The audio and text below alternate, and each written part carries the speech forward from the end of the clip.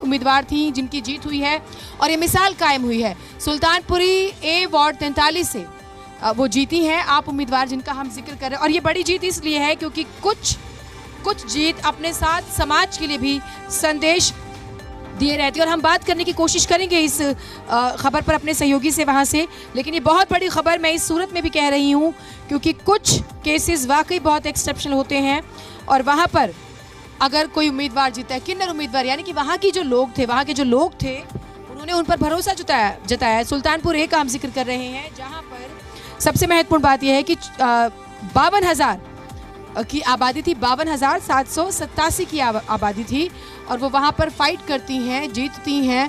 तो ये कितना बड़ा मैसेज है। हम कोशिश करेंगे कि वो हमारे साथ जुड़े, हम उनसे बात करें और परंपरा शुरू होगी क्या बाकी दलों में भी इस तरह से आगे बढ़ाने की, उस हिस्से को, उस तबके को भी आगे लाने की जो माना जाता है कि उसे नज़रअंदाज किया जाता है।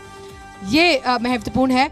इस पर जैदी जी, ये एक बड़ा अच्छा मैसेज जाता हुआ नजर आ रहा है। सामाजिक तौर पर कुछ बदलाव सामाजिक होते हैं जिसको हमें सर आंखों पे रखकर तालियां बजानी चाहिए।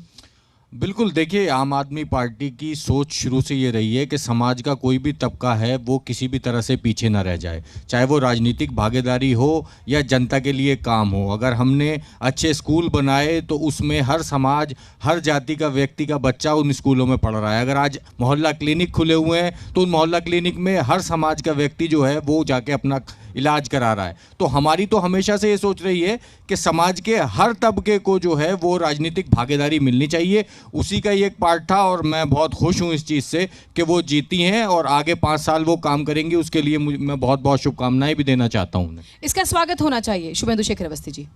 बिल्कुल स्वागत होना चाहिए और समाज के जो सभी अंग हैं, सभी तरीके की सामाजिक समरसता के लिए हमने पहले भी काम किया और आपको मालूम होगा पीछे भी भारतीय जनता पार्टी ने इस तरीके की टिकटों को दिया है। आप आदमी पार्टी ने उनको टिकट दिया, बहुत अच्छी बात है, उनका स्वागत करते हैं। चलिए, बहुत अच्छी बात है। वापस से चर्चा में आते हैं। मुद्दों की हम बात कर रहे थे।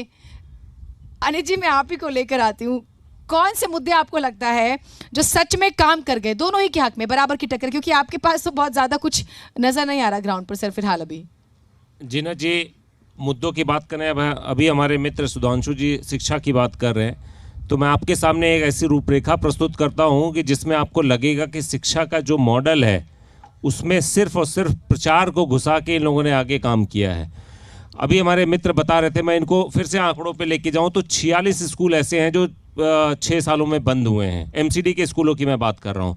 500 ऐसे स्कूल हैं। कह रहे हैं उन्होंने बनवाए हैं 90 से ज्यादा स्कूल। ये फैक्ट मेरे पास भी है, मैं वो शेयर कर लूंगा बाद में सुधांशु जी से। नहीं सर, प्रोग्राम में कीजिए ना, बाद में क्यों शेयर करेंगे? अरे मैडम, भाई ये अच्छा, हिंदुस्तान टाइम्स से निकला हुआ आर्टिकल है। इन्होंने 46 स्कूल अभी बंद हो गए, पिछले 6 साल का आंकड़ा मैं दे रहा हूँ।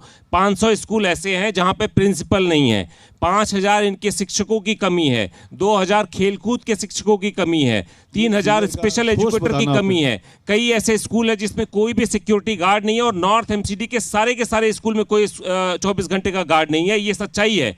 और मैं आम आदमी पार्टी के स्कूलों की बात करूं तो 2/3 कम से कम 67% ऐसे स्कूल है जहां पे साइंस की पढ़ाई नहीं होती। 67% स्कूल ऐसे हैं, 70% स्कूल ऐसे हैं जहां पे प्रिंसिपल नहीं है। ये है सच्चाई। हमें लोगों को सच्चाई बताने की जरूरत है। एक भी स्कूल नया नहीं बना है, ये है सच्चाई स्कूलों की।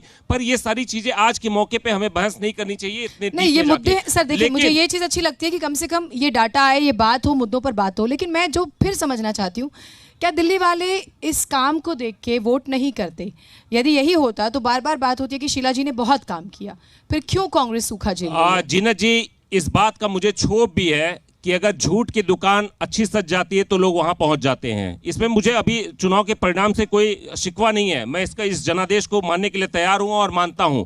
लेकिन लोगों को जब चुनाव के दिन जब जाते हैं वो, तो अपने फ्रिंज बेनिफिट्स को 1-2 दिन के लिए उनको भूलने की जरूरत है। मैं दिल्ली वासियों से पूछना चाहता हूं, किस बेसिस पे आप वोट करते हैं जब आपको लगता है कि एक पार्टी 14 लाख राशन कार्ड को होल्ड पे करके रखी हुई है, बुजुर्गों को तीर्थ यात्रा के नाम पे एक छलावा देती है और उनके पेंशन रोक लेती है? ये सच्चाई है, इससे हम दूर नहीं भाग सकते। अगर हम किसी भी बड़े अस्पताल का नाम ले ले तो एक अस्पताल नहीं बना है, एक कॉलेज नहीं बना है। ये है दिल्ली की रियलिटी।